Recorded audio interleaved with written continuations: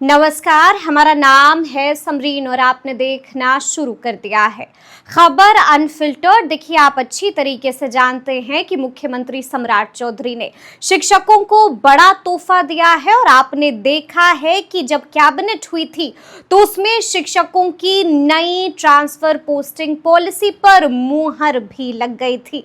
लेकिन हम आपको बता दें कि जैसे ही नई ट्रांसफर पोस्टिंग पॉलिसी पर मुहर लगी वैसे ही शिक्षकों की अलग अलग प्रतिक्रियाएं भी आनी शुरू हो गई थी इसको लेकर के।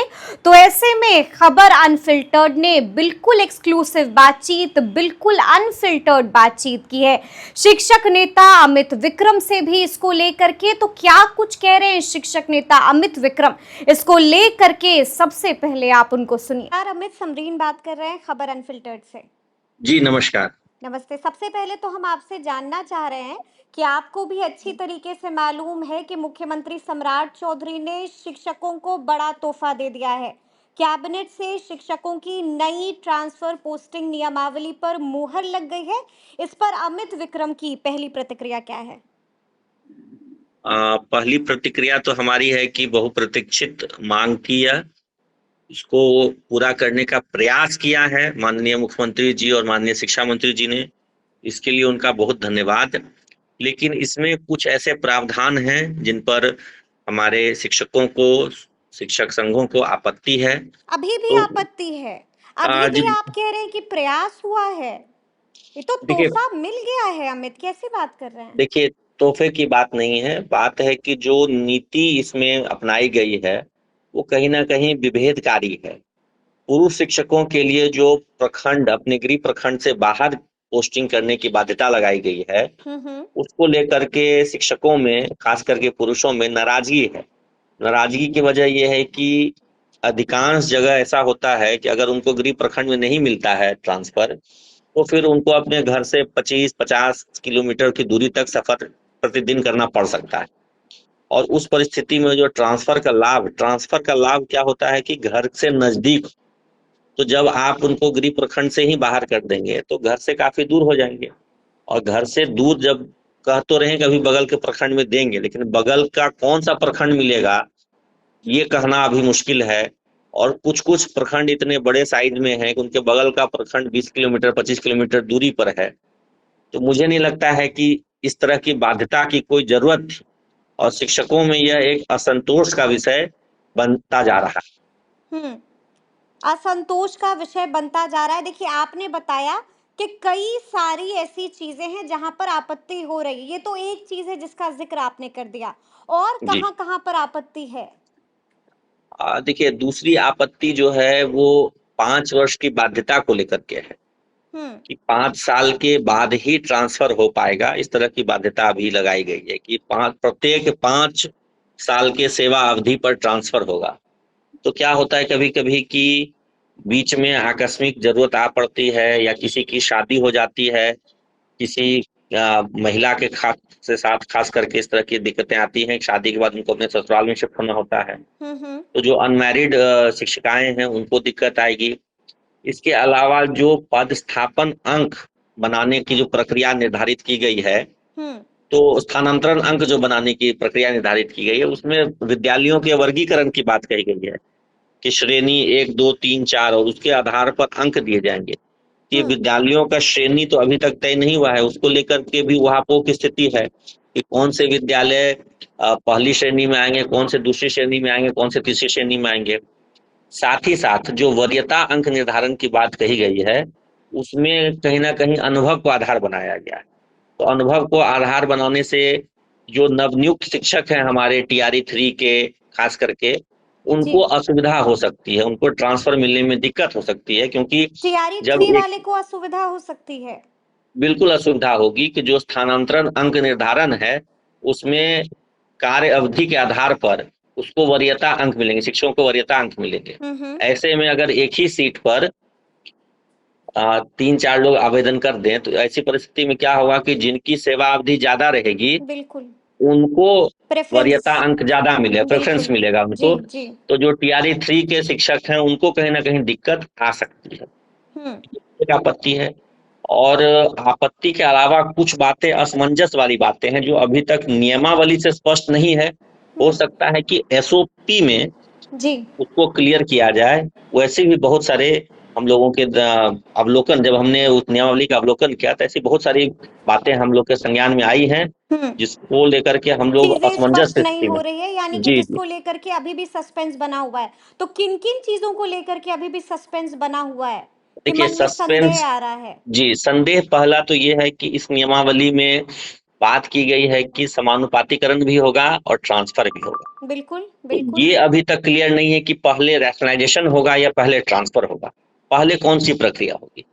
और यदि नहीं, रैशनलाइजेशन पहले होगा। मुझे मुझे जहाँ तक याद है और जो मैं लगातार शिक्षा मंत्री को सुन रही हूँ, उन्होंने बाज़ाब्ता कहा है कि पहले रैशनलाइज़ेशन होगा और उसके बाद फिर जो है इस जी प्रक्रिया को पूरा जी। किया जाएगा। तो आपने भी खैर, सुना होगा। हाँ मैंने सुना है, मैं कह रहा हूँ कि उस नीति पॉलिसी में यह तय नहीं है। हुँ, हम लोग तो देखिए सुनी सुनाई बातों पर नहीं यकीन करते हैं, जो लिखित में विभाग से पत्र जारी होता है उसकी बात हम लोग करते हैं। तो हुँ, अभी तक तो इस तरह का पत्र जारी नहीं हुआ है, और अगर माननीय शिक्षा मंत्री जी के कथनानुसार पत्र जारी होता है तब एक बड़ी असमंजस की स्थिति ये होगी कि हम लोगों को जो विभाग के अंदर से खबर है कि जी। 12 ऐसे जिले हैं जहां सरप्लस शिक्षक हैं। हुँ, पटना प्रमंडल और मगध प्रमंडल और छपरा प्रमंडल, 3 प्रमंडल के जो जिले हैं, मतलब आप समझ लीजिए पटना, आरा, बक्सर, रोहतास, कैमूर, नालंदा, गया, छपरा, सिवान, गोपालगंज, ये सब जिले ऐसे हैं, जहानाबाद भी, अरवल भी, ये सब जिले ऐसे हैं जहां सरप्लस शिक्षक हैं। हुँ, यहाँ तक कि पटना से सटा हुआ जिला एक है बेगूसराय, वहां भी सरप्लस शिक्षक हैं। यानी कि बच्चे कम और शिक्षक ज़्यादा हैं। बच्चे कम और शिक्षक ज्यादा, तो पूरे जिले में सरप्लस हैं। जो मानक मंडल अभी सरकार द्वारा तय किया गया, शिक्षा विभाग द्वारा तय किया गया है, उसके अनुसार सरप्लस शिक्षक हैं। तो बिल्कुल। वो सरप्लस शिक्षक कहाँ जाएंगे जो पूरे जिले में सरप्लस हो जाएंगे? एक विद्यालय से तो आप कह रहे हैं कि हम दूसरे विद्यालय में भेजेंगे, लेकिन जब पूरे जिले में सबका स्थानांतरण करने के बाद भी या समानुपातिकरण रैशनलाइजेशन करने के बाद भी जो सरप्लस शिक्षक बचेंगे वो कहाँ जाएंगे? उनको कहाँ भेजा जाएगा और किनको भेजा जाएगा? एक विद्यालय में अगर 3 शिक्षकों की सीट बनती है और उस विद्यालय में 7, 8 या 10 शिक्षक पोस्टेड हैं, तो किस आधार पे आप शिक्षकों को वहां से बाहर कीजिएगा? ये भी अभी इस नियमावली में तय नहीं है। इसको लेकर के बहुत असमंजस की स्थिति है कि हुँ, किनको बाहर किया जाएगा और कहाँ बाहर किया जाएगा। जो उस विद्यालय में उनको निकटतम विद्यालय, अगर निकटतम विद्यालय में जगह नहीं है तो कौन से प्रखंड में भेजा जाएगा, और अगर प्रखंड में नहीं, बगल के प्रखंड में नहीं होता है तो क्या जिले से भी बाहर किया जा सकता है? इस बात को लेकर के असमंजस की स्थिति है। हम उम्मीद करते हैं कि शिक्षा विभाग एसओपी जारी करेगा, हुँ, हुँ। स्टैंडर्ड ऑपरेटिंग प्रोसीजर जारी करेगा, उसमें इन बिंदुओं पर विशेष प्रकाश डाला जाएगा कि आखिर ये प्रक्रिया रैशनलाइजेशन की कैसे होगी। हुँ, जिसको लेकर के लगातार सस्पेंस बना हुआ है। लेकिन अमित, मैं लगातार आपका पोस्ट भी पढ़ रही थी और उस पोस्ट में आपने बाज़ाब्ता हाई कोर्ट का भी ज़िक्र किया है, जिसके बाद देखिए लोगों ने कमेंट में बहुत तरह की बातें लिखी हैं। देखिए मैंने कहा ना कि जो पुरुषों को प्रखंड से बाहर करने की बात है, जी, जी। उसको लेकर के शिक्षक समाज कहीं ना कहीं बटा हुआ है। एक पक्ष ये है कि जो अपने जिले से बाहर हैं, अपने जिले से कहीं दूर 200-300 किलोमीटर दूर पर हैं, उनको लगता है कि कम से कम हम अपने जिले में आ जाएं। लेकिन जो शिक्षक अपने ही जिले में घर से 100 किलोमीटर 80 किलोमीटर दूर हैं, उनकी तो यही उम्मीद थी कि वो अपने गृह प्रखंड में आ जाएंगे।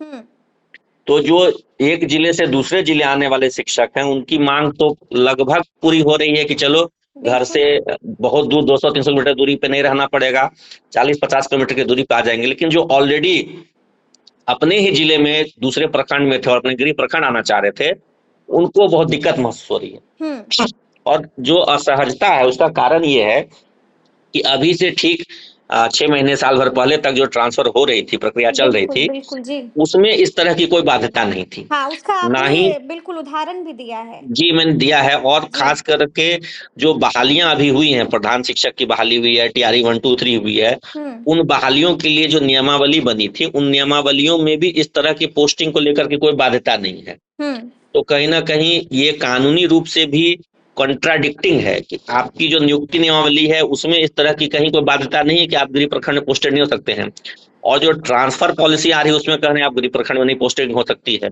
तो जो नियुक्ति प्रक्रिया, नियुक्ति नियमावली है और जो जी। ट्रांसफर नियमावली है, दोनों में सामंजस्य होना चाहिए, और अभी वर्तमान में सामंजस्य का अभाव दिख रहा है। तो मतलब आप जो क्या आ- कहना चाहते हैं कि ये जो नई ट्रांसफर पोस्टिंग नियमावली है, ये कानूनी पचड़े में पड़ सकती है, कानूनी पेच में फंस सकती है? जी, पेंच में फंस सकती है। अगर कोई शिक्षक साथी कोर्ट चले जाते हैं, हाई कोर्ट में इसके खिलाफ अपील करते हैं, तो सरकार के लिए जवाब देना मुश्किल होगा कि नियुक्ति नियमावली और ट्रांसफर नियमावली में कंट्राडिक्शन क्यों है। ये बहुत मुश्किल होगा सरकार के लिए इसको डिफेंड कर पाना। तो अब तो आप लोगों ने फिर आगे क्या सोचा है?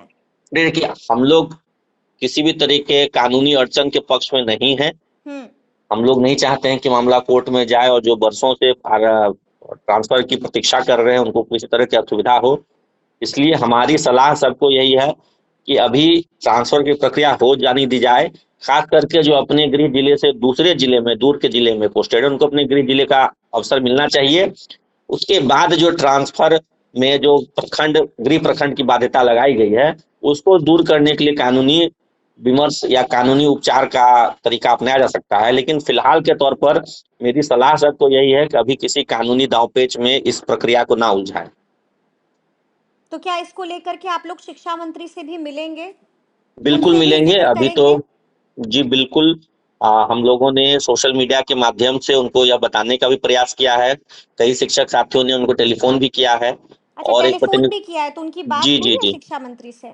जी, 2-3 साथियों की उनसे बात भी हुई है। तो क्या क्या कुछ कहा है शिक्षा मंत्री ने, क्या जवाब दिया है? देखिए, अभी तो वो लोग जो प्रक्रिया बनी है उसको डिफेंड कर रहे हैं कि नहीं, अभी यही प्रक्रिया ठीक है, इसको होने दीजिए, इसमें आप लोग व्यवधान उत्पन्न मत कीजिए। लेकिन कानूनी तौर पर यह प्रक्रिया में अड़चन आ सकती है। कानूनी पहलू इस पॉलिसी का बहुत मजबूत नहीं है। कानूनी पहलू इस पॉलिसी का मजबूत नहीं है और अड़चन आ सकती है। बिल्कुल। यानी कि आप यही कहना चाह रहे हैं कि फिर से एक बार खतरा मंडरा रहा है? देखिए, मैं बार बार कहता हूं कि विभाग को इस तरह की नियमावली बनाने से पूर्व शिक्षकों से सलाह मशविरा करना चाहिए। उनकी आपत्तियां, उनके सुझाव मांगे जाने चाहिए थे, जो नहीं किया गया। हाईकोर्ट ने भी बार बार कहा है कि कोई भी नियमावली बनती है तो उससे प्रभावित जो लोग होने वाले हैं उनका सुझाव और आपत्ति लिया जाना चाहिए। प्रधान शिक्षक नियमावली के संदर्भ में हाईकोर्ट ने इसी आधार पर प्रधान शिक्षक नियमावली को खारिज भी कर दिया था। तो ट्रांसफर पॉलिसी भी जब बन रही थी तो इस पर भी सुझाव और आपत्ति शिक्षकों से लिए जाने चाहिए थे, नहीं लिया गया है। तो कहीं ना कहीं कानूनी तौर पर इस प्रक्रिया को कमजोर सरकार ने जानबूझ करके किया है। जानबूझ करके किया है? बिल्कुल। देखिए, जब हाईकोर्ट के निर्देशों का पालन नहीं करते हैं, उसका उल्लंघन करके आप कोई प्रक्रिया करना चाहते हैं, तो इसका मतलब है कि आप जानबूझ करके उस प्रक्रिया में कहीं ना कहीं लूपहोल्स छोड़ रहे हैं कि कोई जाए कोर्ट, कोई जा करके उसको रोक लगा दी है। तो खुद सरकार इस तरह का प्रावधान छोड़ रही है। कोर्ट के यानी कि आदेशों पे सरकार तो की मंशा पर सवाल खड़े कर रहे हैं अमित विक्रम? देखिए, मैं तो कानूनी बात कह रहा हूं कि अगर हाईकोर्ट ने कोई निर्देश दिया है उसका पालन होना चाहिए, क्योंकि जो व्यवस्था चलती है वो हमेशा कानूनी दायरे में रह के चलती है और कानून के, हाईकोर्ट के, सुप्रीम कोर्ट के निर्देशों के अनुसार चलती है। तो आप अगर हाईकोर्ट के निर्देशों का पालन नहीं करेंगे तो जरूर यह संभव है कि कोई ना कोई मामला इस अटक पॉलिसी से सकता दुखी है। होगा और वो जाकर के हाईकोर्ट मामले को अटका सकता है। बिल्कुल बिल्कुल बिल्कुल। चलिए, बहुत बहुत शुक्रिया बातचीत के लिए अमित। जी धन्यवाद। धन्यवाद। तो सुना आपने क्या कुछ कहा है शिक्षक नेता अमित विक्रम ने। देखिए, साफ साफ कह दिया है कि हम लोग संतुष्ट हैं लेकिन पूरी तरह से संतुष्ट नहीं है, और यहां तक कह दिया है कि इसको लेकर के आने वाले दिनों में हम लोग शिक्षा मंत्री मिथिलेश तिवारी से भी मुलाकात करेंगे। तो अब देखना होगा कि आगे आगे क्या क्या होता है। तो फिर ये पूरी बातचीत, ये पूरी जानकारी और ये पूरा वीडियो आपको कैसा लगा है, कमेंट करके हमें जरूर बताइएगा। तो ऐसे तमाम अपडेट्स के लिए बिल्कुल ऐसे ही हमारे साथ बने रहिएगा और देखते रहिएगा खबर अनफिल्टर्ड।